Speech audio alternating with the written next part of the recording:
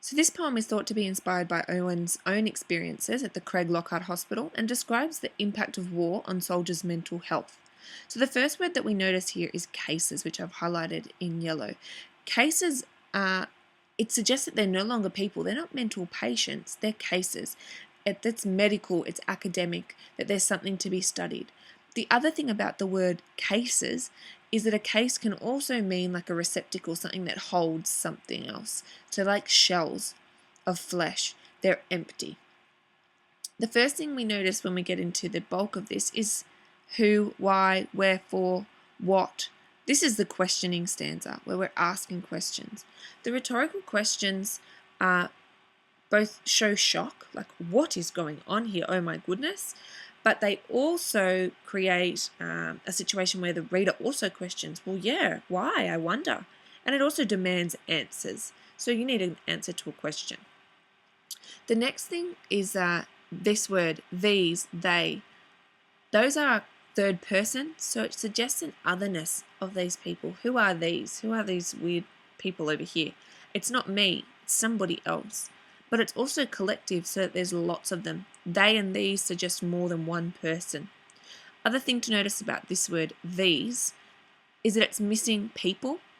So the word people has been omitted, and it's omitted a lot here, where instead of talking about a person, they talk about a part of a person, so a hand or a piece of flesh, or they just omit the word person altogether. The next thing to notice is they're sitting there in the twilight. The word twilight is a in-between time, so it's between night and day. It's neither night or day, just like these people are neither dead nor alive. Wherefore rock they? So they're sitting there rocking, purgatorial shadows. Purgatory, like twilight, is an in-between stage. It's biblical imagery as well. So purgatory is the point after death before you go anywhere. It's waiting, sitting in purgatory, getting rid of your sins. But we wonder when we have these words, this biblical imagery, purgatorial here, wicked here, and hell and hellish, all biblical imagery. But it's all this imagery of suffering and after death, waiting to go to hell. But we wonder what sins are they really being punished for here. Then we have these lines, drooping tongues from jaws that slob their relish, baring teeth that leer like skulls, tongues wicked. It's very animalistic imagery, baring their teeth. It's dehumanized, and it is very repulsive images. So he's trying to shock us and repulse us. So we also have these sounds, stroke, stroke, slow, skulls. So we have curt and s sounds, which are quite jarring to the reader. Then we have what, slow panic, which slow panic is an oxymoron, which emphasizes the slow suffering of these people. Gouged, these chasms around their fetid sockets. So it's talking about circles around their eyes. Chasms, of course, is hyperbole. There's not literal chasms around their eyes, but a chasm is another image, like cases, of a big hole, a big gaping hole with nothing in it, and emptiness in their faces. So then we have that they're we for the first time. So we're starting to be implicated with them. Perished is an image of death. So surely we have perished sleeping. So surely we've died while we're sleeping, and at the moment we're walking through hell. But no, it's saying that even in sleep they cannot escape their hell. But who these hellish? That doesn't make any sense. So again, we've missed out the word people. Who are these hellish people? So they're not people at all. But who these hellish is a grammatical breakdown. It doesn't make any sense. So as the grammar breaks down, it's just like their minds totally breaking. So we've had stanza 1, which is the question. Now we move into stanza 2, which is a bit of an answer. These are men whose minds the dead have ravished. So these are men whose minds have been driven crazy by death that they have seen. So again, death imagery. But ravished is also like hungry and uncontrollable and beastly. So we have this bestial imagery as well. Then we have the sound repeated. So memory fingers the hair of murderers, multitudinous murders.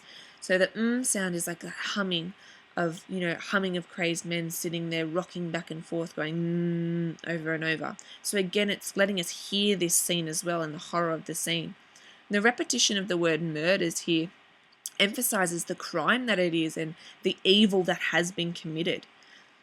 when we move further, so we've got this memory of murders and this disgusting imagery where they're wading sloughs of flesh, these helpless. So these helpless, again, we don't have people. I forgot to highlight that bit.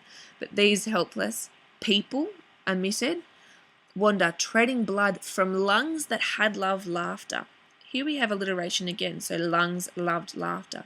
But this is a much lighter sound, happy and light, which contrasts to the S sound, the C sound, and the sound that we've had, and the B sound that we'll have later. It's the only part, and it really shows that juxtaposition between the way they were and what their lungs used to be used for, and now their lungs are treading blood, gargling blood all the time. So hearing that gargling of blood. So always, they're always going to see it, this word always. They must see these things and hear them. So this is this use of alliteration, onomatopoeia, and sound words for us. Batter, we have it straight away. Batter of guns and shatter. So internal rhyme for the sounds of the battle.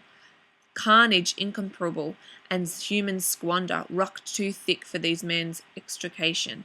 So carnage and squander are emotive words that show us the horror of war. But it's too thick to extract the men. We can't get them out of there. It's too much.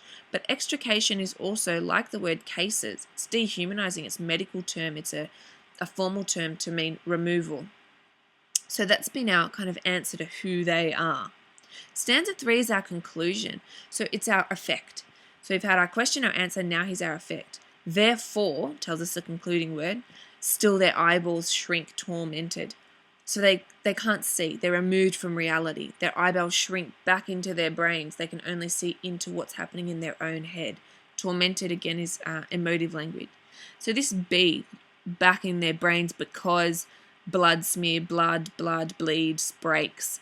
That B sound is like the sound of blood sputtering that they can't get out of their head, of people coughing blood up. And it's quite disgusting and confronting to the reader. So sunlight seems a blood smear. Night comes. Night is a death image.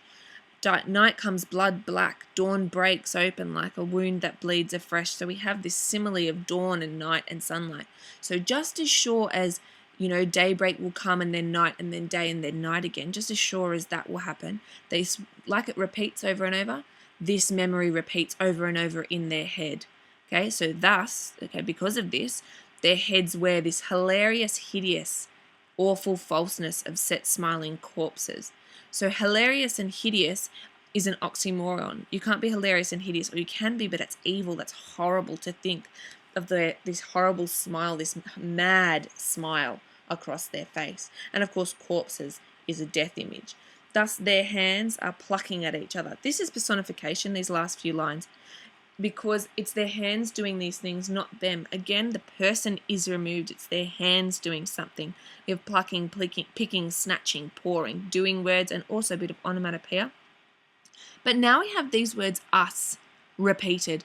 That implicates us. It's us who's done this. So they're snatching after us who smote them, pouring us who dealt them war and madness. We've done this, but he's also taking responsibility himself. Then we have the word smote, which is a biblical image for, got them in big trouble, or killed them, got revenge on them. And brother, which is a collective term. It addresses the reader with camaraderie. So it's like, you're going to feel remorse too. We're all in this. We all did this.